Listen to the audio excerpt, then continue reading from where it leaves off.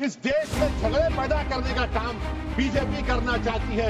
मस्जिद और मंदिर के नाम पर सब जितने हिंदू धर्म के प्रॉपर्टीज हैं, सिख धर्म के, बौद्ध के और आपके जैन के, वहां पर उन्हीं के मजहब का ऑफिसर होगा। और कहां पर नहीं होगा? वक्फ बोर्ड में। अरे आखिर क्यों इतनी नफरत है आपके लफ्ज मुसलमान से? सर, मैं मोदी गवर्नमेंट के खिलाफ नो कॉन्फिडेंस ला सकता हूं, मगर वक्फ बोर्ड का चेयरमैन जो नॉमिनेट होगा उसके खिलाफ नो कॉन्फिडेंस नहीं ला सकते हैं। क्या मजाक है बताइए आप? ये डेमोक्रेसी है। नॉमिनेट भी स्टेट गवर्नमेंट करेगी। वो अगर डिक्टेटर बन जाएगा जैसा आज भारत में हो रहा है तो वो भी नहीं हटेगा। ये बिल का मकसद सिर्फ मुसलमानों को जलील और रुस्वा करना है, मुसलमानों को दूसरे दर्जे का शहरी बनाने का इनका मकसद है। Waqf board is a pure religious institution. तो मैं गांधी की तरह इस कानून को फाड़ता हूं। ये अनकॉन्स्टिट्यूशनल है सर। मैं ये वक्फ तरमीमी बिल की मुखालिफत में खड़ा हुआ हूं। किसी एक शायर ने बड़ा अच्छा कहा था, जब भी ज़मीर और ज़र्फ का सौदा हो दोस्तों, जब भी ज़मीर और ज़र्फ का सौदा हो दोस्तों, कायम रहो हुसैन के इनकार की तरह। सर, ये वक्फ तरमीमी बिल भारत के गयूर मुसलमानों के ईमान पर, इबादत पर एक हमला है। नरेंद्र मोदी की हुकूमत ने इस मुल्क की सबसे बड़ी अक़लियत के खिलाफ एक ऐलान जंग कर दिया, और ये जंग ना सिर्फ मेरे जिस्म पर है, बल्कि मेरी आज़ादी पर, मेरी समाजी और माशी मार्जिनलाइजेशन पर है, मेरी शहरियत पर है, मेरे मदरसे, मस्जिदों, खानखाहों को और दरगाहों को निशाना बनाया जा रहा है। और ये हुकूमत सच्चाई को नहीं बयान कर रही है कि ये तरमीमी बिल से मुसलमानों का तहफ़्फ़ुज़, तरक्की और गुर्बत का खात्मा होगा। ये सरासर झूठ है। सर, अगर आप आइन के आर्टिकल 14 को देखेंगे तो उसमें लिखा हुआ है इक्वल प्रोटेक्शन।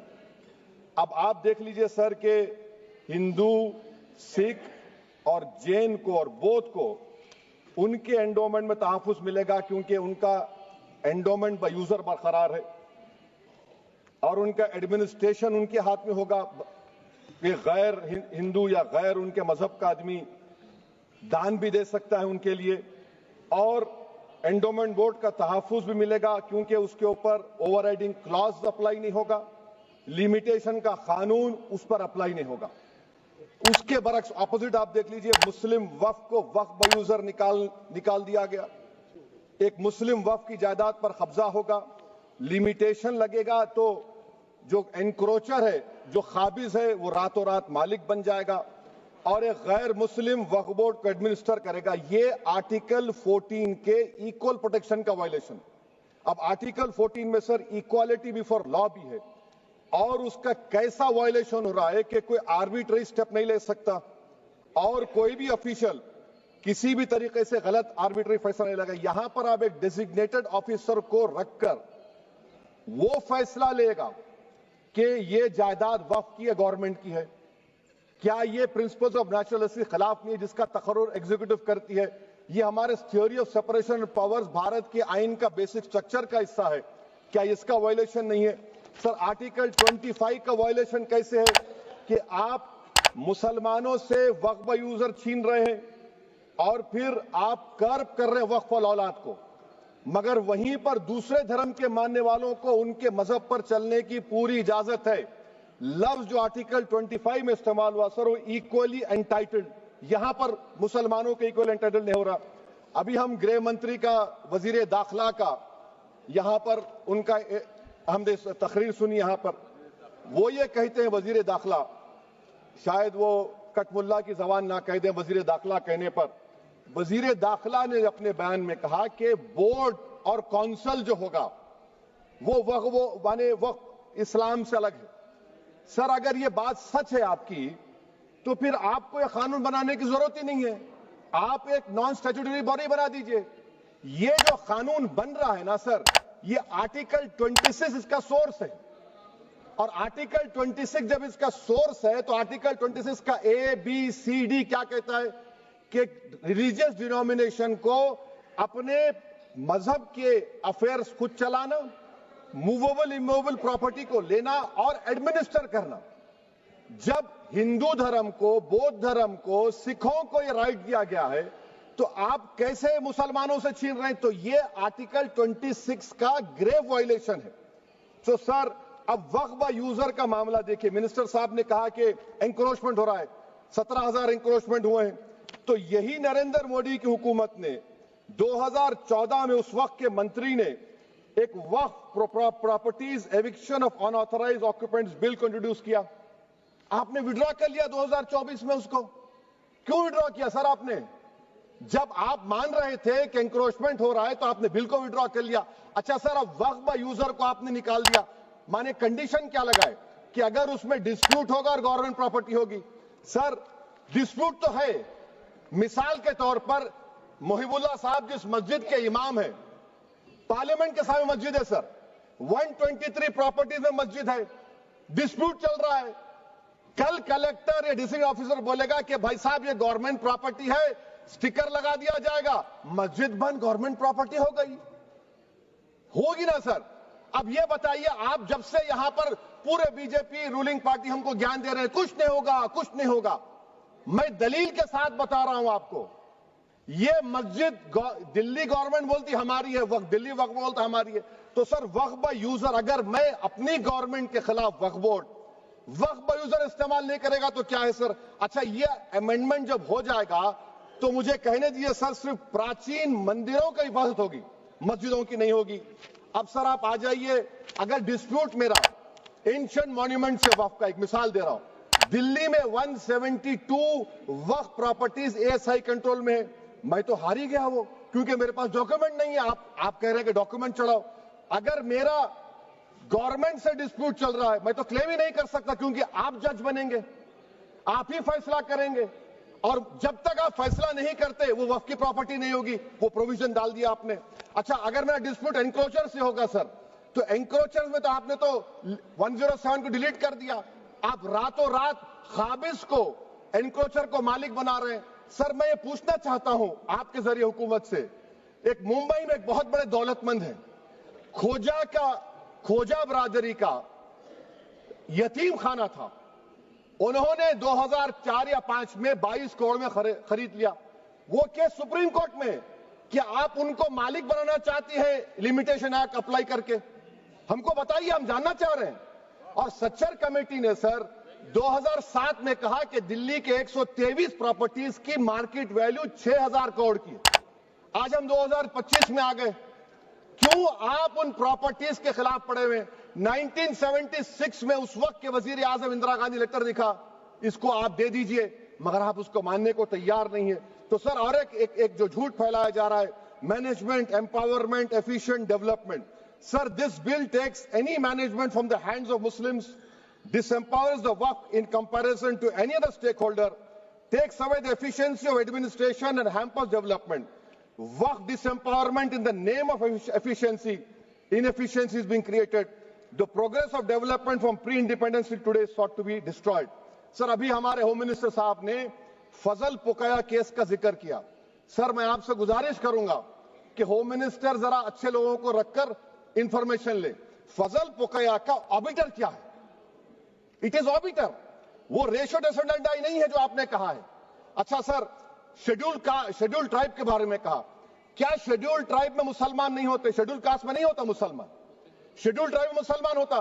तो क्या आर्टिकल 25 मेरा चला गया, आर्टिकल 26 चला गया, आर्टिकल 14 चला गया, 15 चला गया, 29 चला गया? लक्षद्वीप का एक मुसलमान एमपी है, क्या उसको राइट नहीं है क्योंकि ट्राइबल है? क्या कह रहे हैं आप? इस ऐवान को क्यों गुमराह कर रहे हैं आप शेड्यूल ट्राइब के नाम पर? सर और एक चीज जो आपको बता रहा हूं सर, अब आप जब आर्टिकल 26 से मेरा सोर्स है, तो आप सेंट्रल वक्फ काउंसिल में 22 में से 11 आप नॉन मुस्लिम को बना सकते हैं। रिलीजन न्यूट्रल आपने कह दिया, और आप बनाएंगे, क्यों बनाएंगे आप? स्टेट वक्फ बोर्ड में 7 नॉन मुस्लिम होंगे और 4 मुसलमान। क्यों होंगे? क्योंकि आप लॉ में 95 में डायरेक्ट मैनेजमेंट में ले सकते हैं 5 साल के लिए। आप वक्फ बाय यूजर को आप कलेक्टर डिस्ट्रिक्ट ऑफिसर बोलेगा ये वक्फ की प्रॉपर्टी नहीं है, तो वो वक्फ बोर्ड खामोश बैठ जाएगा, कुछ एक्शन ही नहीं लगा, क्योंकि वो आपके प्यादे हैं। अच्छा, जब आप नॉमिनेट करेंगे सर मैं मोदी गवर्नमेंट के खिलाफ नो कॉन्फिडेंस ला सकता हूं, मगर वक्फ बोर्ड का चेयरमैन जो नॉमिनेट होगा उसके खिलाफ नो कॉन्फिडेंस नहीं ला सकते, हम बिल्कुल नहीं ला सकते। क्या मजाक है बताइए आप? ये डेमोक्रेसी है। नॉमिनेट भी स्टेट गवर्नमेंट करेगी, वो अगर डिक्टेटर बन जाएगा जैसा आज भारत में हो रहा है, तो वो भी नहीं हटेगा। कम से कम यहां पर तो इलेक्शन है, वहां पर तो आप 5 साल झेलते रहो उसको। अच्छा सर, अब ये जो क्लॉज 11 और क्लॉज 9 आप 16AA से देखिए, where the qualification of the members of the board has been limited only to 3 categories contained in 14(1)(c). Intention is very clear that the majority is to be packed with non-Muslims. So who will defend my interests, sir? If I cannot depend on the State Waqf Board, Central Waqf Council, which are going to comprise non-Muslims, this in itself is a clear violation of Article 26, 14 and 15, sir. अच्छा sir, CO पहले 95 act में था कि word मुस्लिम, आपने गायब कर दिया उसको। अरे आखिर क्यों इतनी नफरत है आपके लफ्ज मुसलमान से? अच्छा फिर क्या कह रहे हैं आप कि ये भी आर्टिकल 26 का वायलेशन है। सब जितने हिंदू धर्म के प्रॉपर्टीज हैं, सिख धर्म के, बौद्ध के हैं और आपके जैन के, वहां पर उन्हीं के मजहब का ऑफिसर होगा। और कहां पर नहीं होगा? वक्फ बोर्ड में। Waqf board is a pure religious institution, इसको समझने की जरूरत है। तो आप ये कर दे रहे हैं सर। अच्छा सर, आप देखिए, अब आप आ जाइए ये ट्राइब्यूनल पर। मुझे समझ में नहीं आया सर कि हमारे होम मिनिस्टर वजीर दाखिला ने क्या कह दिया कि 2013 का जो कानून है वो नहीं बनता तो हम नहीं लेके आते। मैं बड़े अदब के साथ उनसे पूछना चाह रहा हूं कि क्या उस वक्त राजनाथ सिंह साहब, आडवाणी साहब, हमारी लेट सुषमा स्वराज, ये बड़े बड़े नेता यहां बैठे थे? आपने यूनानिमस उस कानून को पास करवा दिया। कीर्ति आजाद थे उस वक्त, अब यहां बैठे हैं वो टीएमसी में। तो क्या आप गलत थे या वो गलत थे? हमको बता दीजिए, आप बता दीजिए। क्योंकि अगर आडवाणी आपके लिए बहुत बड़ा नेता है, मेरे लिए नहीं हो सकते, आपके लिए आपने पद्मश्री दिया उनको। मोहतरमा सुषमा स्वराज की जबरदस्त तकारीर का मैं कायल हूं, वो बैठकर उस 2013 को यूनानिमस पास कर दिए। मुझे कंफ्यूजन है कि क्या अमित शाह, नरेंद्र मोदी बड़े हैं या आडवाणी बड़े हैं? आपके लिए आप तय कर लीजिए। अच्छा सर, आपके tribunal sir, railway Clements tribunal, NGT tribunal, income tax, वैसे 14-15 ट्राइब्यूनल है। हिंदू एंडोमेंट का ट्राइब्यूनल, सबका अपील नहीं होती, रिव्यू होता है। गृह मंत्री सरकार कह रही है कि नहीं, रोक दिए, रोक लगा। कैसे रोक लगाते हैं? रिव्यू और अपील में तो फर्क होता है ना सर। आप ही कह रहे हैं कि पूरे कोर्ट्स में बैकलॉग है और आप अपील कर रहे हैं। अच्छा सर, रिटायर्ड डिस्ट्रिक्ट जज 95 में सिटिंग डिस्ट्रिक्ट जज था, जो एडमिनिस्ट्रेटिव कंट्रोल था सीजीआई साहब, उसको निकाल दिए। अच्छा सर, अब आप अभी हमारे मंत्री साहब ने कहा trust, sir Shri Sai Baba trust 2004, वो ये कहता है जो ऑफिसर उसमें काम करता उसको साई बाबा का डिवोटी होने चाहिए और उसको डिक्लेरेशन लिख के देना पड़ेगा। यहां पर हो रहा तो यहां पर क्यों नहीं हो रहा? अच्छा सर, आप फिर देख लीजिए, ये आपका हो गया सर। हां, अब अमित शाह साहब ने सेक्शन 2A के बारे में कहा और उन्हें इस बात का इकरार कर लिया कि दाऊदी बोहरा के लिए यह बनाया गया है। मगर मैं आपके जरिए से गवर्नमेंट से पूछना चाह रहा हूं, आपने तो उस प्रोवाइजो में दाऊदी बोहरा का नाम ही नहीं लिखा। आपने उनको भी थैंक यू कर दिया, उनका नाम क्यों नहीं लिखा आपने? और सर, और गवर्नमेंट क्या कर रही है? आप मुस्लिम समाज में जो बेकार किस्म के लोग हैं उनको एक रास्ता बना रहे हैं, एग्जिट दिखा रहे हैं कि तुम्हें वक्त से बचना है तो तुम्हें ट्रस्ट बना लो। ये क्या कर रहे हैं सर आप? कम से कम उन दाऊदी बोहरा को आप दे देते। अच्छा sir, clause 3V section 36 clause 18 देख लीजिए। Oral appointment has sought to be discontinued even though it is recognized practice in Islam. Muslim personal law is recognized oral waqf and 1937 Shariat Application Act. Sir, आप clause 3(9) पर आ जाइए। 5 साल के लिए मुसलमान। मैं किरण रिजिजू से पूछना चाहता हूं, सर दाढ़ी रखे तो मुसलमान प्रैक्टिसिंग है या क्लीन शेव आपकी तरह है? तो बताइए हमको, प्रैक्टिसिंग क्या होगा? अच्छा, किसी को पकड़ के मॉब लिंच कर दिया और बोले कि JSR का नारा लगाया, और वो JSR का नारा लगाया तो क्या मुसलमान रहेगा? नहीं रहेगा। या फिर देश के प्रधानमंत्री ने कहा था कपड़े देखकर पहचानो, तो क्या कपड़े देखकर आप कह देंगे? अच्छा, अगर कोई क्रिश्चियन हिंदू धर्म कबूल करता है तो क्या वो मंदिर को नहीं दे सकता प्रॉपर्टी?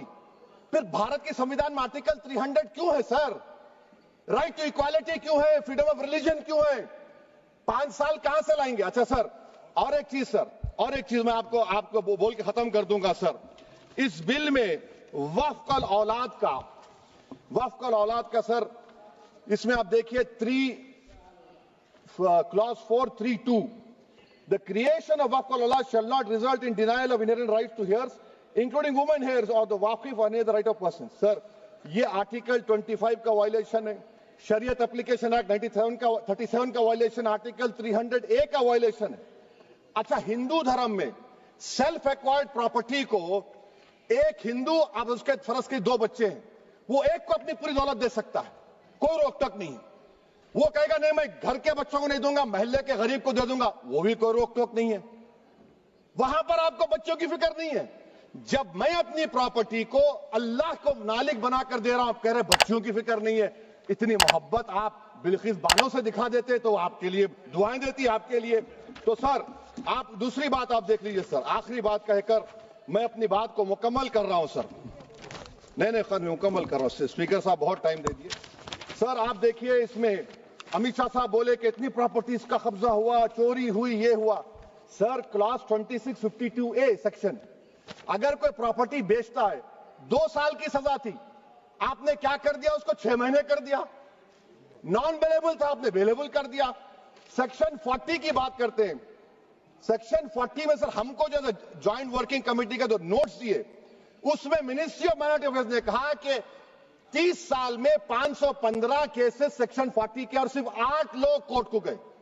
वक्फ यूजर का कानून तेलंगाना आंध्रा में है, सेक्शन 40 का कानून तमिलनाडु 63 है, आंध्र प्रदेश में 43 है। और सर आप डायरेक्शन दे रहे हैं, अच्छा क्लॉज 4218B देखिए सर, आप रूल बना रहे हैं, कोऑपरेटिव फेडरलिज्म के खिलाफ है, इतना रूल बना रहे हैं। और आखिर में सर मैं आपको बताना चाह रहा हूं स्पीकर साहब, ये बिल का मकसद सिर्फ मुसलमानों को जलील और रुस्वा करना है, मुसलमानों को दूसरे दर्जे का शहरी बनाने का इनका मकसद है। सर अगर आप हिस्ट्री को पढ़ेंगे तो महात्मा गांधी उस वक्त के व्हाइट अफ्रीका में सफेद फार्म अफ्रीका के कानून को महात्मा गांधी ने कहा था कि ये मेरा कॉन्शियंस इसको मानता नहीं, मैं इस कानून को कबूल नहीं करता हूं। तो महात्मा गांधी ने क्या किया, उन्होंने उस कानून को फाड़ दिया। तो मैं गांधी की तरह इस कानून को फाड़ता हूं। ये अनकॉन्स्टिट्यूशनल है सर। इस देश में झगड़े पैदा करने का काम बीजेपी करना चाहती है मस्जिद और मंदिर के नाम पर, इसीलिए मैं इसका कंडेम करता हूं। और मैं आपसे गुजारिश करता हूं कि मैंने अपने 10 अमेंडमेंट दी हैं, आप इसको कबूल करिए सर, मुझे बोलने का मौका दीजिए और उस पर डिवीजन का मैं डिमांड भी करूंगा। Thank you sir.